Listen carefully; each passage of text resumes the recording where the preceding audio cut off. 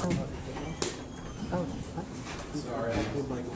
Oh, yeah, sure. It's actually Lily's camera footage, so, yeah. Oh, she was the sweetest.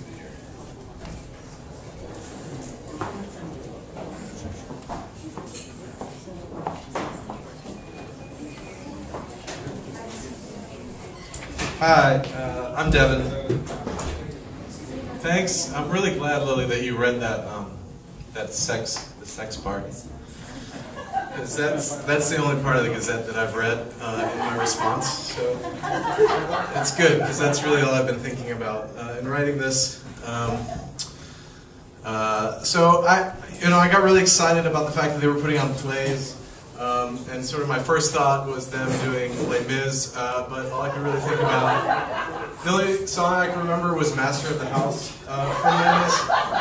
So, I don't know.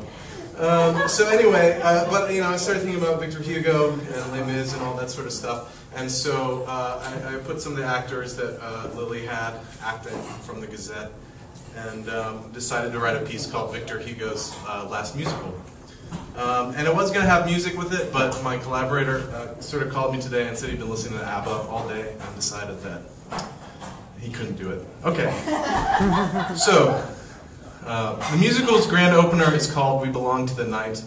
And then there's the famous actor Hooper, done up in a pelt but looking like a bat, bounding on all fours, giggling, his back to the curtain, trying to find a dark, circular puzzle image.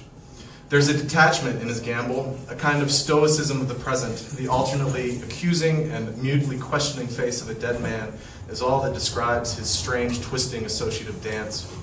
All features belong to the actor, Hooper, himself, a force utterly deployed in the world at any given moment, entirely characterized by its full set of features.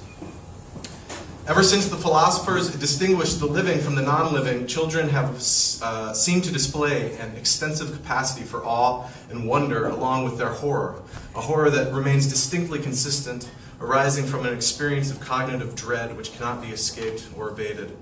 At times, Hooper's actions on the stage suggest that all humans take things as what they are. The actor claims that even blindly using a hammer takes it as a hammer. It was such an unusual and unlikely event, this musical, like when the centaur is mated with the cheetah, and their offspring is not some hellish monstrosity, but a thoroughbred colt able to carry us for half a century and more. In the autumn of 1853, Victor Hugo's family began talking to ghosts. The American habit of table tapping had reached Europe a few months earlier, and the Hugos, bored and in exile, they'd had some disagreements with Napoleon III, who I always thought was a joke, but I guess he's a real person. Like really, the first one sucked. Anyway, so they were bored and in exile. They began by contacting their child Leopoldine, who was a woman, her child, who had drowned in a boating accident 10 years earlier. And at first, like me, Victor was a sarcastic patriarch, but soon he became really enthralled by the practice and eventually began talking to, and here's sort of the list of people. This is true too, I didn't make this up. He'd start talking to Dante, to Shakespeare, Moliere, Aeschylus, Galileo, Moses, Jesus Christ, St. Augustine, Voltaire, and even with death. So Hugo, he was really tapped into something. Okay, back to the real story. Its aim is precisely, the musical, is to make itself invisible, and it has been used to finesse an already established model of reality. Everything changed. Slumping like Quasimodo under heavy air, Hooper cut through the curiosity of the crowd with a twist of his neck. He hung onto the microphone stand like a man caught in a wind tunnel. Ice, paper cups, coins, books, hats, and shoes flew by him as if sucked up by a vacuum. And then the octopus appeared. Was there next to him, and the octopus, it baited the crowd. Two fans climbed onto the stage and bloodied its nose, streaked with its own gore, one of its arms bandaged. The cephalopod was, in a strange way, hardly there at all. This was actually not happening. The stage was full of ghosts. Song by song, Hooper ground his teeth down to points. Closer to fireworks than soul, Hooper's vocals have been hurled beyond expression into the realm of abstract urgency, outside the syntax of desire. Sampled and modulated on a keyboard, his body moving across the stage in a pelt that made him look like a bat, they, Hooper and the octopus, became a barrage of intensities without pretext or context, shudders and shivers that are not so much inhuman as infrahuman. Their dancing didn't bump and grind from the hip. It abandoned the model of genital sexuality altogether for a kind of polymorphous, perverse frenzy. It was a dance. It was a dance of ticks and twitches, jerks and spasms, the agitation of two bodies broken down into their individual components, then reintegrated at the level of the entire music hall. There was no sufficient daylight. Attila the Hun, dead of a burst artery on one of his countless wedding nights, 453 AD, aged about 47. A vivid description of the reaction of his horde to the death of Attila the Hun. Quote, according to the national custom, the barbarians cut off a part of their hair, gashed their faces with unseemly wounds, and bewailed their valiant leader as he deserved, not with the tears of women, but with the blood of warriors. The remains of Attila were enclosed within 3 coffins, of gold, of silver, and of iron, and privately buried in the night. The spoils of nations were thrown into his grave. The captives who had opened the ground were inhumanely massacred, and the same Huns who had indulged such excessive grief feasted with dissolute and intemperate mirth about the recent sepulchre of their king.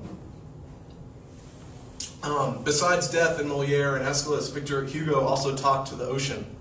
And he even managed to get a piece of music out of the water. Here's one of the things that the ocean says to Victor Hugo. You have to understand the language of inanimate objects to be able to understand things like me, the ocean, who haven't gotten a visible form.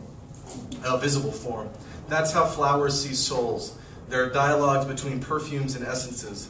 In such a way does a rose converse with the dead, and a jar of jasmine on an attic windowsill commune with all the sky.